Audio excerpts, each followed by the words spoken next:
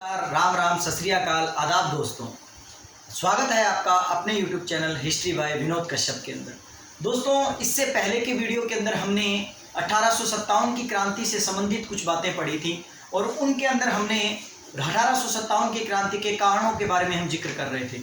जिन कारणों में हम दोस्तों सबसे पहले किन कारणों के बारे में जानकारी ले रहे थे, राजनीतिक कारणों के बारे में क्या कर रहे थे, जानकारी ले रहे थे। और राजनीतिक कारणों को पढ़ते हुए हमने इससे पीछे के वीडियो के अंदर क्या है, जो भी अंग्रेजों के द्वारा जितनी भी संधियां लागू की गई थी, जैसा कि हमने सबसे पहले संधि के बारे में पढ़ा, सहायक संधि प्रथा के बारे में, फिर हमने उसके बाद पढ़ा आश्रित पार्थक्य की नीति या अधीनस्थ पार्थक्य की नीति के बारे में, और फिर लॉर्ड डलहौजी की हमने कौन सी नीति पढ़ी दोस्तों, विलय की नीति के बारे में हमने जानकारी ली, जिसे डॉक्ट्रिन ऑफ लेप्सिस कहा जाता है, जिसे गोद निषेध नीति के नाम से भी क्या किया जाता है, जाना जाता है। साथ ही साथ दोस्तों इसके आगे अभी राजनीतिक कारण अभी बाकी हैं। तो चलिए दोस्तों शुरू करते हैं आज का वीडियो। और जो वीडियो पहले खत्म हुआ था उसी से आगे शुरू करते हुए मैं आज की जो जानकारियां हैं उसको क्या करता हूं, सुचारू रूप से आगे शुरू करता हूं। लेकिन उससे पहले दोस्तों एक छोटी सी अपील, जितने भी बच्चे मेरे चैनल से नए जुड़े हैं वो सब लोग मेरे चैनल को सब्सक्राइब कर लें, साथ ही साथ बेल आइकन को भी दबा लें ताकि मेरे आने वाले न्यू वीडियोज़ के नोटिफिकेशन जो है वो आपको मिलते रहें। तो चलिए दोस्तों, हम बात कर रहे थे राजनीतिक कारणों में। राजनीतिक कारणों के चलते दोस्तों भारत के अंदर बहुत सी रियासतों को क्या किया गया था, मिला लिया गया था, और शायद यही रीजन था जिसके कारण अंग्रेजी सरकार के द्वारा किए गए अत्याचारों के विरुद्ध राजा, सामंत, आम जनता और सैनिक जो थे वो क्या हो गए थे, उनके विरुद्ध हो गए थे। और इसीलिए हमें 1857 की क्रांति जैसा विद्रोह जो है या विरोध जो है अंग्रेजों को क्या करना पड़ा था, झेलना पड़ा था। इसी राजनीतिक कारणों के अंदर दोस्तों मैं आपको भारत के एक क्षेत्र के बारे में बता देता हूं जिसका नाम क्या है, अवध। दोस्तों ये अवध जो है ये बड़ा ही इंपॉर्टेंट क्षेत्र है, याद रखिएगा। क्यों? क्योंकि अवध को क्रांति की, याद रखना, क्रांति के अंतर्गत 1857 की क्रांति में अवध को दोस्तों याद रखिएगा सैनिकों की पौधशाला कहा जाता है। ये भी याद रखिएगा दोस्तों, क्या कहा जाता है, सैनिकों की पौधशाला। अगर ये कहा जाए, क्वेश्चन ही आ जाए कि बताइए सैनिकों की पौधशाला 1857 की क्रांति के दौरान कौन सा क्षेत्र था, तो आप उसका आंसर क्या दोगे दोस्तों, अवध दोगे, ये याद रखिएगा। और अवध जो है दोस्तों याद रखिएगा, अवध को क्या कर लिया गया था, कुशासन का आरोप लगाकर हड़पा गया था। याद रखिए दोस्तों, अवध को कुशासन का आरोप लगाकर क्या किया गया था, हड़पा गया था। ठीक है दोस्तों, और अवध को कुशासन का आरोप लगाकर हड़पा गया था। तो ये आपको थोड़ा समझने वाली बात है कि वाजिद अली शाह यहाँ के शासक हुआ करते थे, और वाजिद अली शाह की मृत्यु होने के बाद उनकी पत्नी जो थी, जिनका नाम था हजरत बेगम या हजरत महल जिसे बोला जाता है, ठीक है ना। तो क्या था कि इनकी हजरत बेगम जो इनकी पत्नी थी, इन्होंने अपने पुत्र बिजरिस कद्र को गद्दी पर बिठाने का क्या कर लिया था, निश्चय कर लिया था। लेकिन कहते हैं कि अवध को लॉर्ड डलहौजी जो है वो क्या करना चाहता था, अपने राज्य में विलय करना चाहता था। और इसीलिए लॉर्ड डलहौजी ने अवध के लिए एक शब्द भी कहे थे जो बड़े प्रसिद्ध हुए थे। वो शब्द ये थे कि एक दिन ये जो फल है, ठीक है ना, ये गिलास फल जो है वो एक दिन हमारी झोली में आकर ही क्या होगा, गिरेगा। ऐसा किसने कहा था, अवध के अंतर्गत क्या था, किसने कहा था, लॉर्ड डलहौजी के द्वारा क्या था, कहा गया था। चलिए दोस्तों, शायद आपको थोड़ी बहुत आवाज आए दोस्तों, क्योंकि हमारे बिल्कुल पड़ोस के अंदर मकान बन रहा है, तो उसकी थोड़ा ठोका ठोकी ठुकाई हो रही है, तो तोड़फोड़ हो रही है, जिसके कारण क्या है कि थोड़ी आपको खटखट की आवाज आए। लेकिन आप इसमें डिस्टर्ब मत होइएगा, केवल हमें जानकारी को क्या करना है, फॉलो करना है। तो चलिए दोस्तों, मैं जैसा कि बता रहा था कि अवध के लिए लॉर्ड डलहौजी ने कहा कि एक दिन ये गिलास मुंह का फल जो है, अर्थात ये गिलास फल जो है वो हमारे मुंह में ही आके गिरेगा या हमारी झोली में ही आके क्या होगा, गिरेगा। ऐसा किसके लिए कहा गया था, अवध के लिए क्या है, कहा गया था। दोस्तों अवध के ऊपर कुशासन का जो आरोप है ये कब लगाया गया दोस्तों, अवध के ऊपर कुशासन का जो आरोप है ये लगाया गया कब दोस्तों, 1856 के अंदर। 1856 के अंदर अवध जो कि कहां पड़ता है दोस्तों, यूपी के अंदर पड़ता है। अवध कहां पड़ता है दोस्तों, यूपी के अंदर पड़ता है। इसके ऊपर क्या था, कुशासन का आरोप लगाकर अंग्रेजी सरकार के द्वारा क्या कर लिया गया था, इसको अधिग्रहण कर लिया गया था। और इसी रीजन से क्या था कि अवध के अंदर क्रांतिकारियों के रूप में आपको बेगम हजरत महल क्या है, आपको दिखाई पड़ती है। बेगम हजरत महल जो अपने पुत्र को गद्दी पर बिठाना चाहती थी, उसने इस प्रकार के विद्रोह में क्या किया था, अपना पूरा जोर लगा दिया था।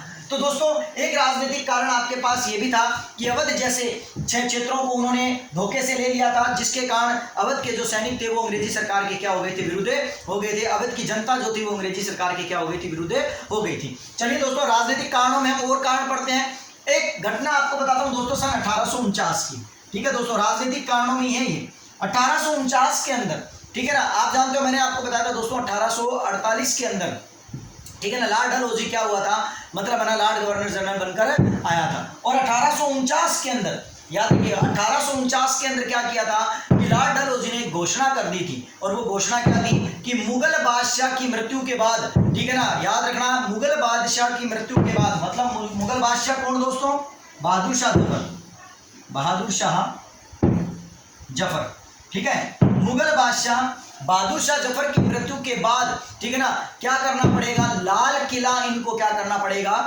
छोड़ना पड़ेगा। इस प्रकार की बात जो थी वो 1849 के अंदर किसके द्वारा कह दी गई थी, ठीक है ना, अंग्रेजी सरकार के द्वारा कह दी गई थी, अंग्रेजी सरकार के गवर्नर जनरलों के द्वारा कह दी गई थी। जिसके कारण क्या था कि बहादुर शाह जफर और उनके वंशज जो थे वो भी सत्ते में आ गए थे, वो भी इस बात को पचा नहीं पा रहे थे कि हमारे इतने लंबे वर्षों के राज के बाद अब हमें लाल किला छोड़ना पड़ेगा। लेकिन साथ ही साथ दोस्तों एक और घोषणा हुई, जो घोषणा सन 1856 के अंदर हुई। दोस्तों कब हुई, सन 1856 के अंदर हुई। 1856 में क्या था, लॉर्ड कैनिंग जो था, 1856 के अंदर लॉर्ड डलहौजी के स्थान पर 1856 के अंदर लॉर्ड कैनिंग गवर्नर जनरल बनकर आया दोस्तों। और इस लॉर्ड कैनिंग ने क्या किया कि घोषणा की, और घोषणा करते हुए कहा कि बहादुर शाह जफर जो हैं, क्योंकि वो मर तो रहा नहीं था, क्योंकि मरने के बाद ये कहा गया था कि उनको क्या करना पड़ेगा, लाल किला छोड़ना पड़ेगा। लेकिन इसने 1856 में लॉर्ड कैनिंग ने क्या कहा, ये घोषणा करते हुए कहा कि बहादुर शाह जफर की मृत्यु के बाद मुगलों की सम्राट की उपाधि को क्या कर लिया जाएगा, छीन लिया जाएगा। अर्थात अब मुगल इस देश के क्या नहीं रहेंगे, बादशाह नहीं रहेंगे, सम्राट नहीं रहेंगे। एक प्रकार से मुगल जो बादशाह का पद है वो क्या कर दिया जाएगा, समाप्त कर दिया जाएगा। इस रीजन से लॉर्ड कैनिंग के विरुद्ध बहादुर शाह जफर को भी होना पड़ा। और याद रखिएगा दोस्तों बहादुर शाह जफर का मुख्य सेनापति कौन था, बख्त खां।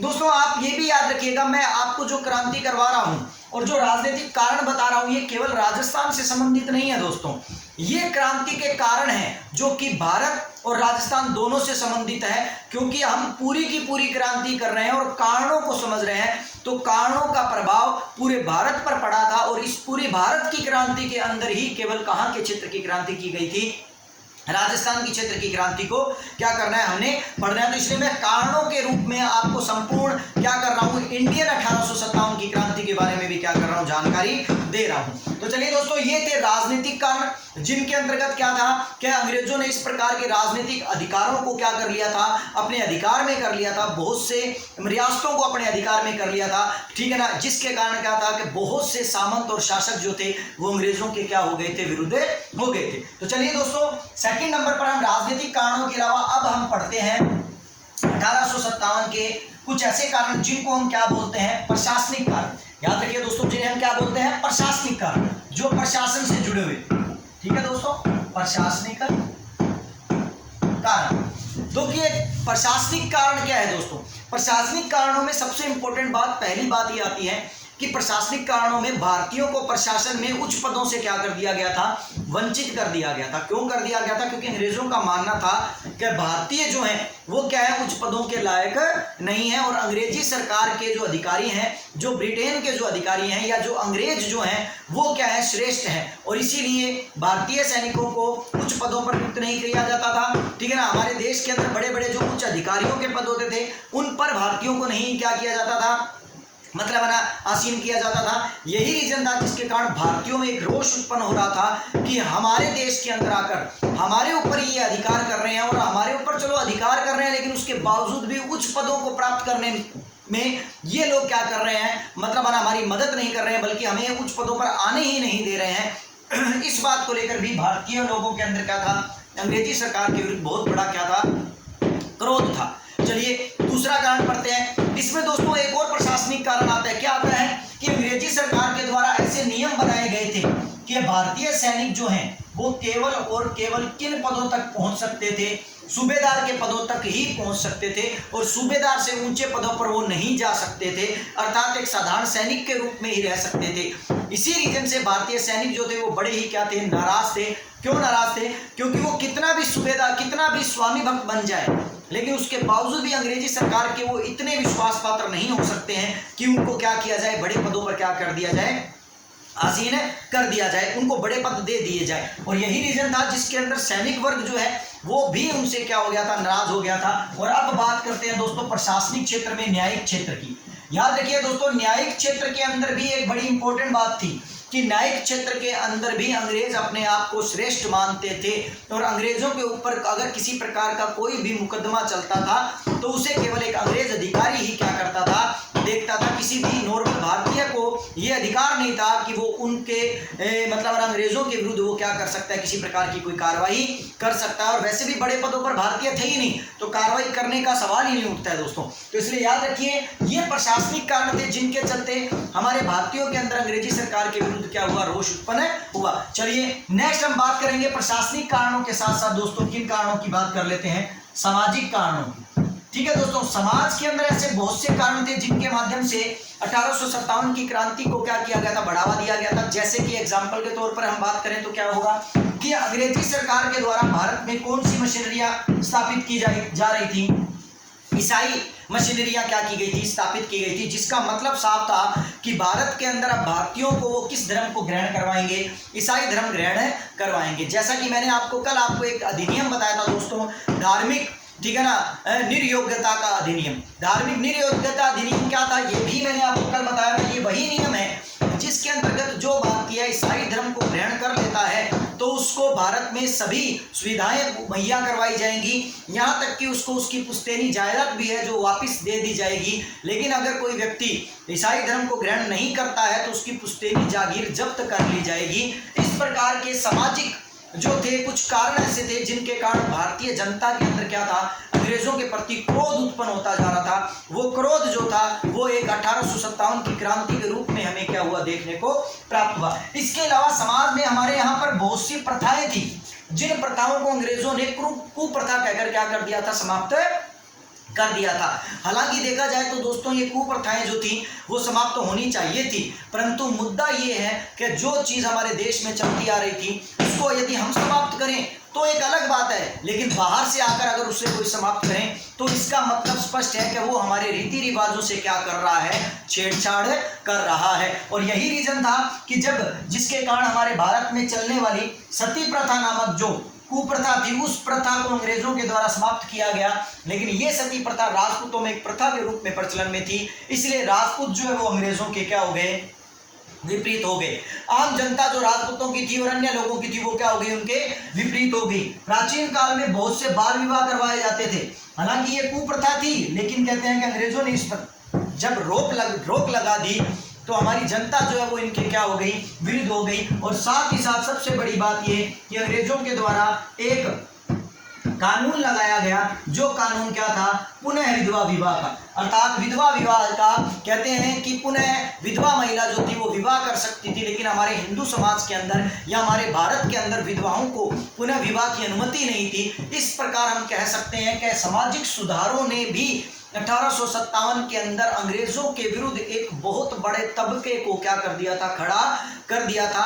एक ऐसा जन समूह उनके विरुद्ध खड़ा हो गया था जो 1857 की क्रांति में अपने सामाजिक कारणों को लेकर क्या कर रहा था, उनसे लड़ाई कर रहा था। ठीक है दोस्तों, तो चलिए बात करते हैं उसके बाद आर्थिक कारणों की। तो बड़ा साधारण सी बात है दोस्तों, आर्थिक कारण क्या थे। आर्थिक कारण का मतलब था कि अंग्रेजों ने भारतीय उद्योग धंधों को चौपट कर दिया था। हमारी भारतीय वस्तुओं पर इतने अधिक मात्रा में कर लगा दिए गए थे कि वो उनकी कीमतें आसमान छूने लगी थी, और तैयार माल ब्रिटेन से आकर भारत में क्या होने लगा था, बिकने लगा था। और यही रीजन था जिसके कारण जब तैयार माल इंग्लैंड से आकर यहाँ बिकता और सस्ते दामों में बिकता तो इंग्लैंड का माल तो क्या हो जाता, लोगों के द्वारा खरीद लिया जाता, लेकिन भारतीय लोगों के द्वारा जो कुटीर उद्योग धंधे स्थापित कर जिस माल को बनाया जाता उन पर कर लगकर वो बहुत बड़े दामों पर बिकने लगते। इसी वजह से उनकी बिक्री कम हो गई और धीरे धीरे कुटीर उद्योग धंधे भी क्या होने लगे, समाप्त होने लगे। और साथ ही साथ अत्यधिक मात्रा में अंग्रेजी सरकार के द्वारा क्या लगाए जाने लगे, कर भी लगाए जाने लगे, जो हमारे को क्या करते हैं, आर्थिक कारणों की तरफ क्या करते हैं, हमारा मतलब ध्यान खींचते हैं। तो आशा करता हूं दोस्तों ये जो कारण है वो आप लोगों को समझ में आ गए होंगे। इसके बाद हम जिन कारणों की बात करेंगे वो कारण है सैनिक कारण। तो मैं इसे थोड़ा साफ कर देता हूं और अब हम मेन जिस कारण की बात कर रहे हैं सैनिक कारणों की, उन सैनिक कारणों की तरफ आते हैं और फिर इंपॉर्टेंट कारण जो है तात्कालिक कारण की तरफ आएंगे। सबसे पहले हम पढ़ने वाले हैं दोस्तों सैनिक कारण। हमें लगता है कि शायद सैनिकों का एक ही कारण था, कारतूस। नहीं दोस्तों, कोई भी व्यक्ति विद्रोह करता है तो विद्रोह अचानक नहीं होता है। विद्रोह की कहीं ना कहीं सुगबुगाहट पहले से होती है और उसके बाद वो क्या होता है, एकदम इतने लंबे अरसे से अत्याचारित होते हुए बाद में एकदम ज्वालामुखी की तरह क्या होता है, वो फूटता है। ऐसा नहीं है कि बिना एकदम ही क्या हो जाए, विरोध हो जाए। इससे पहले कहीं ना कहीं चिंगारियां भड़की हुई थी, जिन चिंगारियों ने क्या कर लिया था, आग का रूप क्या कर लिया था, ले लिया था। अब मैं जो आपको सैनिक कारण बता रहा हूं दोस्तों, उसको बड़ा ध्यान से पढ़िएगा, ध्यान से समझिएगा। नंबर एक, पहला सैनिक कारण क्या है? नंबर एक, पहला सैनिक कारण ये है कि भारतीय सैनिकों से काम तो ज्यादा करवाया जाता था, ठीक है ना। यहां तक कि युद्ध में भारतीय सैनिक जाया करते थे, ठीक है ना, और युद्ध लड़ा तो भारतीय सैनिक किया करते थे, आगे भारतीय सैनिक रहा करते थे। लेकिन भारतीय सैनिकों का वेतन जो था वो अंग्रेजी सैनिकों के मुकाबले क्या था, कम था। याद रखिए दोस्तों, भारतीय सैनिकों का जो वेतन जो था वो अंग्रेजी सैनिकों की से क्या था, कम था। और साथ ही साथ भत्ता भी क्या कर दिया गया था, बंद कर दिया गया था। कहते हैं कि इनको इनकी ड्रेस के लिए पहले पैसे मिला करते थे, लेकिन बाद में उस पैसों को भी देना क्या कर दिया था, बंद कर दिया था। जिसके कारण सैनिकों के अंदर ही अंदर एक रोष उत्पन्न हो रहा था कि अंग्रेजी सरकार ने हमसे सारी सुविधाएं क्या कर ली है, छीन ली है। इसके एक आपको मैं एग्जांपल देता हूं दोस्तों, जिस एग्जांपल से आप इसको बड़ा आसानी से क्या कर लोगे, समझ लोगे। घटना है सन 1854 की। 1854 में अंग्रेजी सरकार के द्वारा डाकघर अधिनियम पारित किया गया। दोस्तों याद रखिएगा, कौन सा अधिनियम पारित किया गया, डाक अधिनियम, या डाकघर तो नहीं कह सकते, डाक अधिनियम कह सकते हैं, या डाकघर अधिनियम बोल दीजिए, कोई दिक्कत नहीं है। डाक अधिनियम पारित किया गया दोस्तों 1854 के अंदर। अब हमारे पास सवाल ये है कि सर डाक अधिनियम है क्या, ये डाकघर अधिनियम है क्या ये? दोस्तों 1854 से पहले अंग्रेजी सरकार के द्वारा भारतीय सैनिकों को ये सुविधा प्रदान की गई थी कि वो अपने घर वालों को निःशुल्क क्या कर सकते हैं, डाक भेज सकते हैं। अगर वो कहीं दूसरे प्रदेशों में काम कर रहे हैं तो दूसरे प्रदेशों में काम करते हुए वो क्या कर सकते हैं, भारतीय अपने परिवारों को, भारतीय सैनिक अपने परिवारों को क्या कर सकते हैं, डाक भेज सकते हैं। लेकिन अंग्रेजी सरकार ने 1854 में डाकघर अधिनियम बनाकर उनकी इस सुविधा को क्या कर दिया, समाप्त कर दिया, जिसके कारण बहुत बड़ी मात्रा में सैनिक जो है वो अंग्रेजी सरकार के क्या हो गए, विरुद्ध हो गए। अब तो अंग्रेजी सरकार के विरुद्ध केवल और केवल इन सैनिकों को एक बहाना चाहिए था, जो बहाना अगर इनके सामने मिल जाए तो तुरंत अंग्रेजी सरकार के विरुद्ध ये क्या कर दें, विद्रोह कर दें। और वो बहाना आप जानते हो दोस्तों, सैनिक कारणों में एक इंपॉर्टेंट कारण हम पढ़ते हैं, चर्बी वाले कारतूस। लेकिन मैं चर्बी वाले कारतूसों के बारे में आगे खुलकर बताऊंगा दोस्तों। अभी हम केवल क्या कर रहे हैं, नॉर्मल कारणों के बारे में जिक्र कर रहे हैं, इसीलिए मैंने आपको ये इंपॉर्टेंट कारण जो है वो बताए और इन कारणों को आप अभी अच्छी तरह समझ गए होंगे। अब आप एक बात तो समझ गए हो कि किस तरह भारतीय लोग जो थे वो अंग्रेजी सरकार के क्या थे, विरुद्ध थे। और भारतीय लोग यदि अंग्रेजी सरकार के विरुद्ध थे तो कहीं ना कहीं अब क्रांति जो है वो क्या होने वाली थी, फूटने वाली थी, या क्रांति जो है वो क्या है, होने वाली थी। तो चलिए दोस्तों, अब हम क्रांति की शुरुआत करने वाले हैं। क्रांति के अंतर्गत क्या है, अपने नए फैक्ट जानने वाले हैं। वो नए फैक्ट क्या है उसके बारे में थोड़ा सा हम बात कर लेते हैं। चलिए, 1857 की क्रांति, ये अब हमारा माहौल बन चुका है। हमारे सभी राजनीतिक कारण, सामाजिक कारण, आर्थिक कारण, सैनिक कारणों को हमने पढ़ लिया है। लेकिन इन कारणों के अलावा हम लोग इनमें कुछ ऐसे कारण भी पढ़ेंगे जो कारण तात्कालिक कारणों के अंतर्गत आते हैं। और तात्कालिक कारणों में एक कारण आता है जिसका नाम है चर्बी वाले कारतूस। क्या है दोस्तों, चर्बी वाले कारतूस। अब आप कहोगे सर ये चर्बी वाले कारतूस तो हमने पढ़े हैं, जिसके अंदर किनका मांस लगा हुआ होता था, गाय और सूअर की चर्बी का मांस लगा होता था। और वो लोग जो थे उन्होंने इस प्रकार के कारतूसों का प्रयोग करने से मना कर दिया भारतीय सैनिकों ने। लेकिन दोस्तों यहाँ समझने वाली बात क्या है, यहाँ समझने वाली बात यह है कि आप थोड़ा ध्यान दीजिए। ध्यान देने वाली बात यह है कि क्या हुआ कि अंग्रेजी सरकार के द्वारा पहले जिस बंदूक का प्रयोग किया जा रहा था वो पुरानी बंदूक जो थी उसका नाम क्या था दोस्तों, ब्राउन बेस। तो याद रखिएगा, अंग्रेजी सरकार के द्वारा जिस पुरानी बंदूक का प्रयोग किया जा रहा था वो पुरानी बंदूक थी ब्राउन बेस। लेकिन क्या हुआ, अंग्रेजी सरकार ने इस ब्राउन बेस बंदूक की जगह पर एक नई बंदूक को क्या कर दिया, भारत के अंदर लॉन्च किया, या भारत के अंदर एक नई बंदूक को क्या करके ले आए, लेकर आ गए, जिसमें कारतूस डलते थे। और ये बंदूक जो थी वो कौन सी थी, नई बंदूक थी। और इस बंदूक के अंदर क्या डला करते थे, कारतूस डला करते थे। दोस्तों ब्राउन बेस क्या है, फिर आपको ये समझ में आ रहा होगा। तो ब्राउन बेस एक ऐसी बंदूक थी दोस्तों जिसके हत्थे को नीचे किया जाता था और नली को ऊपर किया जाता था, और उसके अंदर बाद में एक बारूद की पोटली से बारूद डाला जाता था, और एक फिर सलाई से क्या किया जाता था, उस बारूद को मुहाने तक लाया जाता था, और उसके बाद क्या किया जाता था, उसे चलाया जाता था, जिसके अंदर से क्या निकले करता थे, छर्रे निकला करते थे। आप समझ गए होंगे दोस्तों कि अगर मान लीजिए आगे से राजपूत तलवार लेकर हु हा करते आ रहे हैं, हो, तो अगर इतने में अगर मान लो उसने बंदूक के अंदर क्या कर रखा है, पहले से भर रखा है रोगन, या पहले से बारूद भर रखा है, तो वो एक बार तो चला देगा, लेकिन दूसरी बार वो बारूद भरता रहेगा, और राजपूत सैनिक या फिर भारतीय सैनिक जो है वो उनके नजदीक आकर तलवार से क्या कर देंगे, उनका धड़ अलग कर देंगे। अर्थात इसके अंदर काफी समय लगता था, इसीलिए उन्होंने किस बंदूक को भारत के अंदर सैनिकों को देने का निश्चय किया, एनफील्ड। दोस्तों आपको यहां पर यह भी समझना पड़ेगा, अगर क्वेश्चन ही आ जाए कि एनफील्ड राइफल का सर्वप्रथम प्रयोग किस युद्ध में किया गया था, तो याद रखिएगा एनफील्ड राइफल का प्रयोग जो है वो सर्वप्रथम क्रीमिया के युद्ध में किया गया था। दोस्तों ये क्रीमिया का युद्ध जो था फ्रांस, ब्रिटेन, ठीक है ना, और साथ ही साथ कुछ और देश जिसमें तुर्की, ठीक है ना, तुर्की, इन सब लोगों की सम्मिलित सेना के साथ मिलते हुए रूस के साथ किया गया था।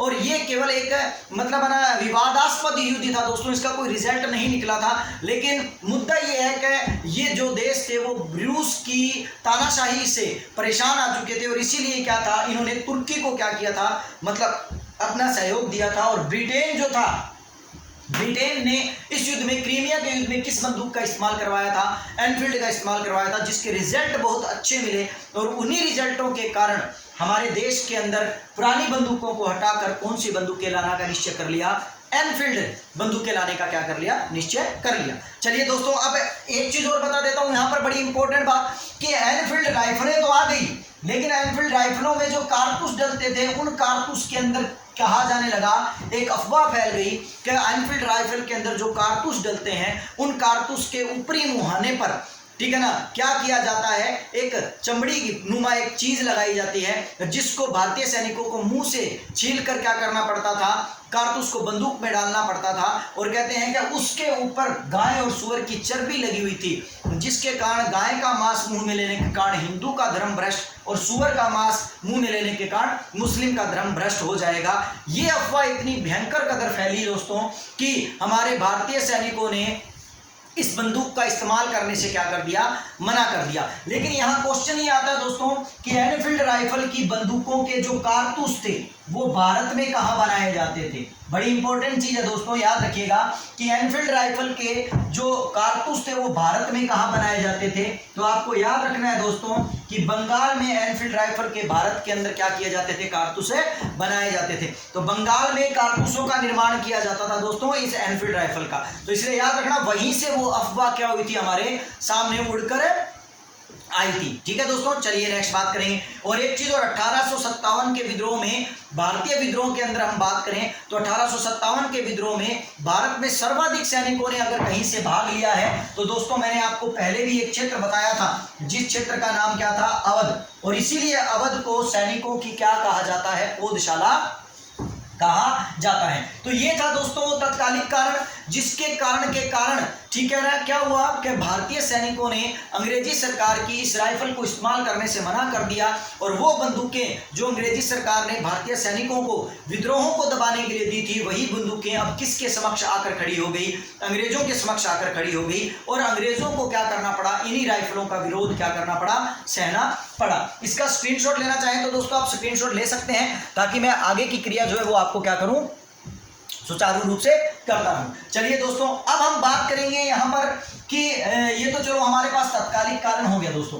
अब तत्कालिक कारण के साथ हम 1857 की क्रांति के अंतर्गत, मैं थोड़ा टाइम देख लेता हूं दोस्तों कि कितना हो चुका है, ठीक है ना, अभी तो 24 मिनट ही हुए हैं। चलिए हम इसके अंदर नई जानकारियां और लेते हैं दोस्तों, वो क्या है। देखिए दोस्तों एक और बड़ा इंपॉर्टेंट क्वेश्चन आता है जो नेट जैसे एग्जामों के लिए, फर्स्ट ग्रेड जैसे एग्जामों के लिए, और आजकल तो एसआई जैसे एग्जामों के लिए भी और पीटीआई जैसे एग्जामों के लिए भी बड़ा इंपॉर्टेंट हो गया है। और पटवार और क्या है, ये तो बड़े डीप आते ही आते हैं। यहाँ पर ये क्वेश्चन ये आ जाता है कि जैसा कि मैंने अभी आपको बताया था कि अवध को कुशासन का आरोप लगाकर क्या किया गया था, अधिग्रहण किया गया था। किसका आरोप लगाकर किया गया था, ठीक है ना, कुशासन का आरोप लगाकर किया गया था, अधिग्रहण। लेकिन अगर क्वेश्चन ये आ जाए कि बताइए कि अवध को किसकी रिपोर्ट के आधार पर कुशासन का आरोप लगाकर क्या किया गया था, अधिग्रहण किया गया था, या अवध राज्य को किसकी रिपोर्ट के आधार पर, ठीक है ना, क्या किया गया, अंग्रेजी सरकार में मिला लिया गया था या हड़पा गया था।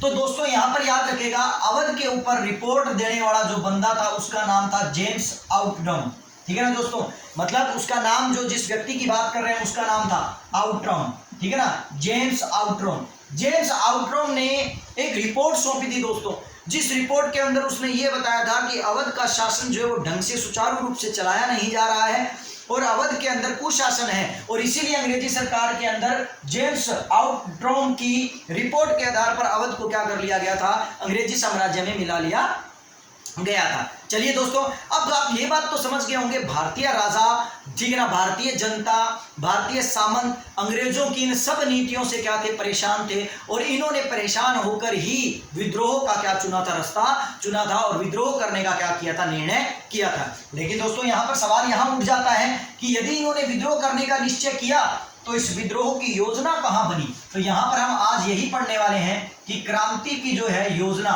वो कहाँ बनी दोस्तों, क्रांति की योजना। तो चलिए हम अब इसके अंदर इंपॉर्टेंट फैक्ट पढ़ते हैं कि क्रांति की जो योजना है वो कहाँ बनी। दोस्तों हुआ क्या था, कहते हैं कि बहादुर शाह जफर को पेंशन दी जा रही थी और साथ ही साथ नाना साहब को भी क्या दी जा रही थी, पेंशन दी जा रही थी। और मैंने आपको पहले वीडियो में आपको एक बात बताई थी कि नाना साहब की पेंशन को क्या कर दिया गया था, बंद कर दिया गया था, और बहादुर शाह की पेंशन बढ़ाने की बात चल रही थी। ऐसी स्थिति के अंदर इन दोनों लोगों ने अपनी पेंशन से संबंधित बात करने के लिए दो लोगों को लंदन भेजने का क्या किया, निश्चय किया, जिनमें दो लोग कौन कौन से आते हैं दोस्तों। एक तो आता है अजीमुल्ला शाह या अजीमुल्ला खां, ठीक है दोस्तों, एक तो आता है अजीमुल्ला खां और दूसरा आता है दोस्तों रांगोजी बापू, रांगोजी बापू।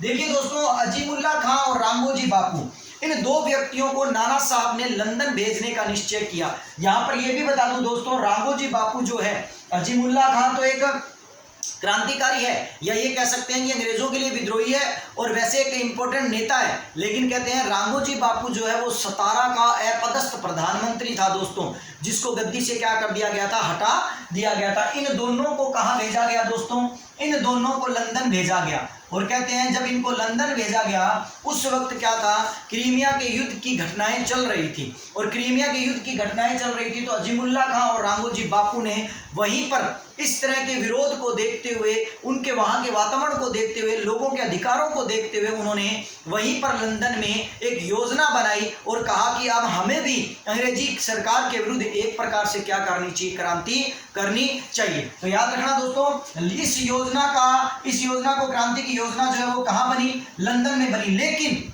अगर यहाँ पर यह कहा जाए कि क्रांति को अंतिम रूप कहाँ दिया गया, ये तो योजना बनाई है केवल इन दो लोगों ने, लेकिन इस क्रांति को अंतिम रूप कहाँ दिया गया, तो मैंने अभी बताया था दोस्तों, इन दोनों लोगों को किसने भेजा था, इन दोनों लोगों को भेजा था नाना साहब ने। तो नाना साहब के पास ये गए और नाना साहब जो है वो कहाँ के विद्रोही नेता कहलाते हैं, कानपुर के। तो नाना साहब के पास इन दोनों गए और नाना साहब के पास जाकर इन्होंने नाना साहब को ये सारी घटना बताई, और नाना साहब के पास ये कहाँ गए थे, बिठूर में। याद रखिए दोस्तों, कहाँ गए थे, बिठूर में। और बिठूर में जाकर नाना साहब को इन्होंने सारी बात बताई। उसी वक्त इस क्रांति को करने का क्या कर लिया गया, निश्चय कर लिया गया, और इस क्रांति की योजना का अंतिम रूप कहाँ बनकर तैयार हुआ, बिठूर में बनकर तैयार हुआ। जो बिठूर कहाँ पड़ता है, कानपुर में, और कानपुर कहाँ पड़ता है, यूपी के अंदर, उत्तर प्रदेश के अंदर। तो इसलिए अब आप समझ गए होंगे दोस्तों कि क्रांति की योजना कहाँ बनी थी, लंदन में, लेकिन उसे अंतिम रूप कहाँ प्रदान किया गया, बिठूर के अंदर प्रदान किया गया। चलिए, और इस वक्त जब क्रांति को अंतिम रूप दिया गया तो इस दौरान, ठीक है ना, इन लोगों ने क्रांति की एक निश्चित तिथि निर्धारित की। इस समय इन लोगों ने मिलकर एक निश्चित तिथि निर्धारित की, और वो तिथि क्या थी, 31 मई सन 1857। याद रखिए दोस्तों, अगर क्वेश्चन ये आ जाए कि ये क्रांति की 1857 की क्रांति की निश्चित तिथि क्या है, तो 31 मई सन 1857 की जो डेट जो थी वो क्रांति की क्या थी, निश्चित तारीख की। और इस क्रांति की निश्चित तारीख को क्यों रखा गया, कैसे रखा गया, सब राजाओं से मिलकर, जिन राजाओं से अंग्रेजी सरकार के द्वारा, जिन सामंतों के अंग्रेजी सरकार ने, जिन राजाओं के अंग्रेजी सरकार ने उनके अधिकार छीन लिए थे, उनके क्षेत्र छीन लिए थे, उन सब को क्या किया, इस क्रांति के बारे में बताया और 31 तारीख को क्या कर दिया गया, निर्धारित कर दिया गया। तो आप समझ गए होंगे दोस्तों जो मैं आपको बताना चाह रहा हूं कि आज इस क्रांति मतलब 1857 की इस क्रांति की निश्चित डेट क्या है, 31 मई 1857, ये याद रखिए। लेकिन अब इंपॉर्टेंट बात क्या आती है कि ये क्रांति निश्चित तिथि पर नहीं हुई, निश्चित तिथि से ही क्या हो गई, पहले हो गई। तो इसका मतलब हम यहां पर ये लिख सकते हैं कि भारत में ये क्रांति कब हुई, क्रांति हुई कहां दोस्तों, भारत में, क्योंकि हम भारत की बात कर रहे हैं, राजस्थान की बात नहीं कर रहे हैं। तो याद रखिएगा भारत में ये क्रांति कब हुई दोस्तों, 10 मई 1857 को, अर्थात निश्चित तारीख से 21 दिन पहले, अर्थात निश्चित तारीख से 21 दिन पहले 10 मई को ये क्रांति जो थी वो कहां से शुरू हो गई थी, मेरठ की छावनी से शुरू हो गई थी दोस्तों, याद रखिएगा। और मेरठ की छावनी में इस क्रांति को करने वाले लोग कौन थे, मेरठ के अंदर इस क्रांति को करने वाले लोग जो थे वो 20वीं नेटिव इन्फेंट्री के और 3LC सेना के पैदल सैनिक थे। 20वीं नेटिव इन्फेंट्री और 3LC सेना के पैदल सैनिकों ने मेरठ छावनी को लूटा, हथियार गोला बारूद लिया।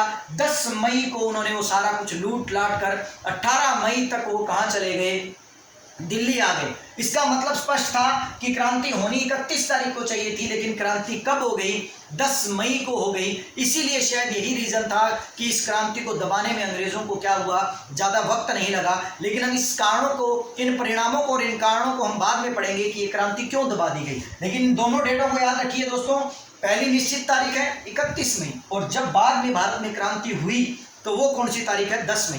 लेकिन यहाँ हम राजस्थान की क्रांति पढ़ेंगे तो यहाँ ये सवाल उठ जाता है कि राजस्थान में ये क्रांति कब हुई। तो याद रखिएगा दोस्तों, राजस्थान में ये क्रांति कब हुई, 28 मई को हुई। और 28 मई को राजस्थान में ये क्रांति कहाँ हुई थी दोस्तों, याद रखिएगा नसीराबाद छावनी के अंदर, जो राजस्थान के अंदर कहाँ पड़ती है, अजमेर में पड़ती है। याद रखिएगा नसीराबाद छावनी के अंदर राजस्थान की जो क्रांति जो थी, या राजस्थान में इस क्रांति का सर्वप्रथम सूत्रपात जो था वो नसीराबाद छावनी में हुआ 28 मई सन 1857, अर्थात क्रांति की निश्चित तारीख से 3 दिन पहले। तो आप दोस्तों इन चीजों को आप अच्छी तरह समझ लीजिए, ये 3 तारीखें जो है वो आप अच्छी तरह समझ लीजिए। और यहां पर मैं आपको एक और चीज बता देता हूं दोस्तों, जब मेरठ में क्रांति हो गई थी और अंग्रेजी सरकार को उस क्रांति की भनक पड़ी, तो यहाँ पर कहते हैं कि जब अंग्रेजी सरकार को इस चीज़ की भनक पड़ी तो वो ये समझ गए थे कि अब भारत के अंदर सैनिकों के विद्रोह को रोकना एक बार मुश्किल हो जाएगा।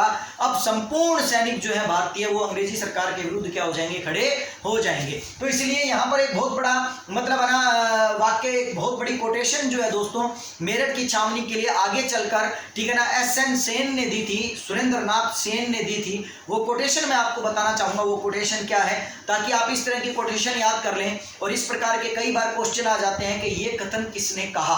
तो वो कथन क्या दोस्तों, कथन ये है कि मेरठ का विद्रोह, ठीक है ना, मेरठ का विद्रोह गर्मी की आंधी की भांति अचानक आया एवं अल्पकालिक था और चला गया। अर्थात गर्मी के अंदर आपने देखी होंगी दोस्तों जो आंधियां चलती हैं वो अचानक आती हैं, लेकिन क्या है कुछ समय बाद ही क्या हो जाती हैं, चली जाती हैं। तो यही रीजन किसके लिए कहा, इस 1857 की क्रांति के लिए कहा, किसने कहा, सुरेंद्र नाथ सेन ने कहा। ये याद रखिए दोस्तों, सुरेंद्र नाथ सेन के द्वारा इस तरह का वर्ड कहा गया था। तो आप इसका स्क्रीनशॉट लेना चाहें तो आप इसका स्क्रीनशॉट ले लीजिए, ताकि मैं उसके बाद आगे जो है वो आपको क्या करूं, इसके बारे में आगे जानकारी दे दूं।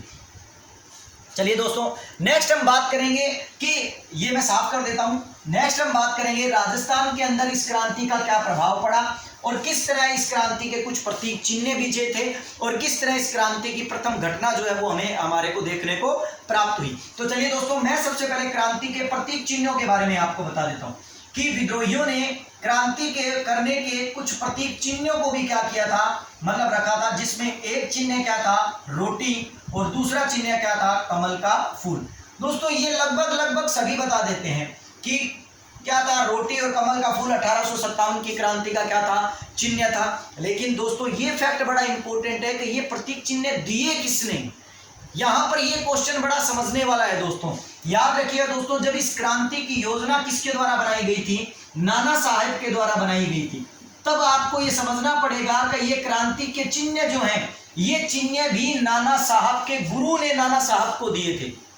याद रखिए दोस्तों, रोटी और कमल के फूल के चिन्ह जो है नाना साहब के गुरु ने नाना साहब को दिए थे, और उसने कहा था कि ये चिन्ह ही इस क्रांति में आप रखना, ये क्रांति क्या होगी, सफल होगी। और उस गुरु का नाम क्या था, गुरुदास, ठीक है ना, गुरुदास बाबा। याद रखिएगा, नाना साहब के गुरु का क्या नाम था, गुरुदास बाबा। अर्थात हम साधारण रूप में कह सकते हैं कि बताइए 1857 की क्रांति के दौरान, ठीक है ना, कमल का फूल और रोटी का चिन्ह जो है वो किसने प्रदान किए, गुरुदास बाबा ने प्रदान किए, जो कौन थे, नाना साहब के क्या थे, गुरु थे। इंपॉर्टेंट फैक्ट दोस्तों, यहां पर एक चीज ये आ गई। दूसरी बात, मैंने आपको यहां मुझे याद आया कि अब आप सोचिए दोस्तों कि हमारे देश के अंदर पुरानी बंदूक को छोड़कर नई बंदूक लगाई गई, और नई बंदूक कौन सी थी, एनफील्ड राइफल थी। तो आपको क्या लगता है दोस्तों, क्या नई बंदूक आएगी तो उस नई बंदूक को चलाने का प्रशिक्षण क्या है, सैनिकों को नहीं दिया जाएगा, दिया जाएगा। इसीलिए आपको क्या याद रखना है दोस्तों कि भारत में एनफील्ड राइफल को चलाने के लिए, ठीक है ना, भारत में एनफील्ड राइफल को चलाने के लिए कुछ प्रशिक्षण केंद्र खोले गए थे और प्रशिक्षण देना शुरू किया गया था। तो आपको ये याद रखना पड़ेगा कि भारत में एनफील्ड राइफलों का प्रशिक्षण कब देना शुरू किया गया। भारत में एनफील्ड राइफलों का प्रशिक्षण देना शुरू किया गया जनवरी 1857। ठीक है दोस्तों, जनवरी 1857 के अंदर एनफील्ड राइफलों का प्रशिक्षण देना शुरू कर दिया था। सैनिकों को ये बंदूक जो थी वो चलवानी क्या कर दी थी, शुरू कर दी थी। लेकिन कहते हैं जब सैनिकों को कारतूसों के बारे में पता लगा तो भारत के अंदर इन्हीं एनफील्ड राइफलों का क्या किया जाने लगा, विरोध किया जाने लगा। तो यहाँ पर यह सवाल भी उठता है कि सर्वप्रथम एनफील्ड राइफल का विरोध कहाँ किया गया। दोस्तों यहां पर यह क्वेश्चन उठता है कि एनफील्ड राइफल का सर्वप्रथम विरोध कहां किया गया और कब किया गया। तो याद रखिएगा दोस्तों, एनफील्ड राइफल का सर्वप्रथम प्रयोग जो विरोध जो था वो 26 फरवरी को 1857 को किया गया। और कहां किया गया, बुरहानपुर के अंदर किया गया। याद रखिए दोस्तों कि एनफील्ड राइफल का सर्वप्रथम विरोध जो था 26 फरवरी 1857 को किया गया। और कहां किया गया, बुरहानपुर के अंदर किया गया। ये भी एक इंपॉर्टेंट क्या था, फैक्ट था, जो आपको क्या करना है, याद करना है। तो चलिए दोस्तों, मुझे पता है आप इंतजार कर रहे होंगे कि सर राजस्थान से जुड़े फैक्ट कब आने वाले हैं। तो अब मैं राजस्थान से जुड़े फैक्ट बताऊंगा, लेकिन उससे पहले मैं आपको इस क्रांति की एक प्रथम घटना बता देता हूं दोस्तों कि क्रांति की प्रथम घटना क्या है। क्रांति की प्रथम घटना, अब आपको सर क्रांति की प्रथम घटना का मतलब क्या हुआ दोस्तों। क्रांति की 1857 की क्रांति के दौरान, टाइम देख लेता हूं थोड़ा सा मैं, 1857 की क्रांति के दौरान एक घटना घटित हुई जिसे क्रांति की प्रथम घटना कहा जाता है। और यह घटना कब घटित हुई दोस्तों, 29 मार्च 1857 को। 29 मार्च 1857 को ये घटना क्या थी दोस्तों, ये घटना ये थी कि बैरकपुर छावनी जो कि बंगाल के अंदर पड़ती है और वर्तमान में आप उसे पश्चिम बंगाल के रूप में लेकर बात कर सकते हो। बैरकपुर छावनी जो कहां पड़ती है, बंगाल के अंदर, क्योंकि बंगाल के अंदर इसलिए पड़ती थी दोस्तों, उस वक्त कोई पश्चिम और उत्तर दक्षिण नहीं बंगाल था, केवल बंगाल था। तो इसलिए याद रखिएगा बैरकपुर छावनी कहां पड़ती है, बंगाल के अंदर। पश्चिम बंगाल तो बाद में बना है, उत्तर पश्चिम बाद में बने हैं, याद रखिएगा। तो बैरकपुर छावनी पड़ती थी बंगाल के अंदर दोस्तों।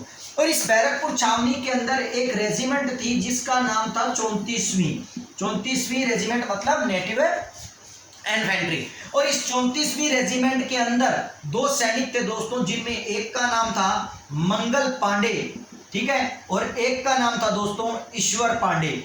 कहते हैं ना, जो चीज प्रसिद्ध हो जाती है केवल उसी को याद रखा जाता है, और प्रसिद्धि के रूप में मंगल पांडे ज्यादा प्रसिद्ध हुआ था, इसलिए लोगों ने ईश्वर पांडे को बुला ही दिया। लेकिन याद रखिएगा ये दोनों सैनिक जो थे उन्होंने 34वीं नेटिव इन्फेंट्री में सबसे पहले क्रांति का क्या किया था, बिगुल बजाया था। अब हम इसको पढ़ेंगे, वो क्या है चीज, इसको थोड़ा समझिए अभी पहले। अब क्या हुआ कि इन दोनों के द्वारा कुछ अंग्रेज अधिकारी मार दिए गए, इन दोनों ने कुछ अंग्रेज अधिकारियों को मारा। उन 2 अंग्रेज अधिकारियों का नाम क्या था? एक तो था, ठीक है ना, लेफ्टिनेंट बाग, और दूसरा था ह्यूसन। याद रखिएगा, दूसरा कौन था? ह्यूसन। अब सुनिए कहानी दोस्तों, क्रांति की प्रथम घटना किस चीज को कहते हैं? 29 मार्च सन 1857 की घटना है दोस्तों। मंगल पांडे और ईश्वर पांडे को एनफील्ड राइफल पकड़ा दी गई और एनफील्ड राइफल पकड़ाकर उन्हें कहा गया कि आप इन सभी सैनिकों के सामने बैरकपुर छावनी के अंदर 34वीं रेजिमेंट के सभी सैनिकों के सामने आप इनको चलाकर दिखाइए। कहते हैं 29 मार्च को मंगल पांडे और ईश्वर पांडे ने उन सभी सैनिकों के सामने इस एनफील्ड राइफल को चलाने से क्या कर दिया? मना कर दिया। और यही रीजन था जिसके कारण वहां पर अंग्रेजी अफसर जो थे वो मंगल पांडे से बड़े नाराज हुए, और मंगल पांडे से जब वो नाराज हुए तो मंगल पांडे के ऊपर जोर जबरदस्ती करने लगे। इस बात को लेकर मंगल पांडे और ईश्वर पांडे बड़े नाराज हो गए और उन्होंने उन्हीं बंदूकों का प्रयोग वहां खड़े अंग्रेजी अधिकारियों के ऊपर कर दिया। और कहते हैं कि उन्हीं अंग्रेजी अधिकारियों के अंदर 2 अंग्रेजी अधिकारियों के वो गोलियां लगी जो ऑन स्पॉट वहां पर क्या हो गए? मारे गए। जिनमें 2 अधिकारी कौन थे? एक तो था कर्नल बाग और एक था ह्यूसन, और दोनों के दोनों व्यक्ति जो है वो क्या हो गए? वहां मर गए। और इस तरह इनके मरने के कारण, इन्हें मार दिए जाने के कारण क्या किया गया? मंगल पांडे और ईश्वर पांडे दोनों को पकड़ लिया गया और पकड़कर 29 मार्च 1857 की घटना है दोस्तों, पकड़ लिया गया। और पकड़कर बाद में इन पर क्या किया गया? इनकी हत्या के लिए, ठीक है ना, कहते हैं कि इनकी हत्या के लिए मंगल पांडे और ईश्वर पांडे को क्या की गई? सजा सुनाई गई, और सजा के रूप में उसे क्या किया गया? फांसी देना निश्चित किया गया। यहां पर आपको एक और इंपॉर्टेंट बात पर याद रखनी पड़ेगी दोस्तों कि मंगल पांडे जो है, मंगल पांडे को फांसी की सजा जिस व्यक्ति ने सुनाई थी वो व्यक्ति कौन था? Robert Hooke. अब आप दोस्तों इसको कैसे याद रखोगे? आपको पता है हम बात कर रहे हैं प्रथम घटना की, क्रांति की, और फांसी पर चढ़ाने की मंगल पांडे को। तो आपको पता है दोस्तों, जब फांसी का फंदा लटकाया जाता है तो आप जानते हो कि एक हुक लगा हुआ होता है दीवार में, उस दीवार के अंदर लटकाया जाता है, जैसे कि पंखा लगाया जाता है। तो आप जानते हो कि फांसी का फंदा कहाँ लटकाया जाएगा? हुक में लटकाया जाएगा। तो आपको समझ जाना चाहिए कि मंगल पांडे को फांसी पर लटकाया गया है तो किसने लटकाया है? हुक ने लटकाया है। इसलिए आप समझ जाइए कि मंगल पांडे को फांसी की सजा किसने सुनाई? रॉबर्ट हुक ने सुनाई। और मंगल पांडे को 8 अप्रैल 1857 को बैरकपुर की छावनी में क्या दे दी गई? फांसी दे दी गई। तो याद रखिएगा मंगल पांडे को कब फांसी दी गई? 8 अप्रैल 1857 को मंगल पांडे को क्या दे दी गई थी? बैरकपुर की छावनी में क्या दे दी गई थी? फांसी दे दी गई थी। और यहां पर मैं हर बार कोचिंग में सब लोगों को ये बताता हूं कि 8 अप्रैल को मंगल पांडे मरा तो 9 अप्रैल को ये मंगल पांडे आ गया, क्योंकि मेरा दोस्तों 9 अप्रैल को बर्थडे है। तो मैं ये जान जाता हूं कि मेरे मरने से एक दिन पहले मंगल पांडे को फांसी दी गई थी, मेरे आने से पहले एक दिन पहले मंगल पांडे को फांसी दी गई थी। तो उसी के रूप में बाद में मैं 9 अप्रैल को क्या हुआ था? आ गया था। सन को छोड़िए दोस्तों, केवल डेट याद रखने का एक तरीका है कि 8 अप्रैल मंगल पांडे मरा तो मैं 9 अप्रैल को आया, तो हमें याद रह जाता है, क्योंकि घटना तो 1857 की ही पढ़ रहे हैं। तो 8 अप्रैल 1857 को मंगल पांडे को क्या दे दी गई? फांसी दे दी गई। इसे बोलते हैं दोस्तों क्या? क्रांति की प्रथम घटना। अब हम दोस्तों राजस्थान के बारे में जानकारी लेंगे, लेकिन आज के लिए सेकंड वीडियो में केवल इतना ही हम लेंगे जानकारी। अब मैं राजस्थान की बाकी चीजों के बारे में आपको थर्ड पार्ट में बताऊंगा। हो सकता है दोस्तों इस 1857 की क्रांति के 4 पार्ट बने, लेकिन मैं इसी तरह आपको बेहतरीन और डीप नॉलेज देता रहूंगा। यहां तक कि हम अगले वीडियो में ये भी पढ़ने वाले हैं कि सिरोही का पॉलिटिकल एजेंट कौन था। साथ ही साथ ये भी याद रखिएगा, ठीक है ना, क्योंकि हमारे पास केवल 3 या 4 या 5 मतलब है ना, हमारे पास रियासतों के पॉलिटिकल एजेंट क्या किए जाते हैं? बताए जाते हैं। लेकिन मैं सिरोही के पॉलिटिकल एजेंट के बारे में भी बताने वाला हूं, और साथ ही साथ सबसे इंपॉर्टेंट बात आपको ये भी बताने वाला हूं कि हमारे यहाँ पर कितनी ऐसी मतलब है ना महिलाएं थी जिन्होंने 1857 की क्रांति के अंदर क्या लिया था? भाग लिया था। तो आशा करूंगा दोस्तों आज की जानकारी आपको अच्छी लगे, और लगेगी तो आप जरूर कमेंट बॉक्स में मुझे कमेंट कर करके ताकि मैं थर्ड पार्ट को और अधिक डीप बनाकर आपके सामने क्या करूं? पेश करूं। आज के लिए इतना काफी है और इजाजत दीजिए, और मैं नए वीडियो की क्या करता हूं? तैयारी करता हूं, और आप भी इस वीडियो को अच्छी तरह देखकर इसे क्या कर लीजिए? याद कर लीजिए। धन्यवाद दोस्तों।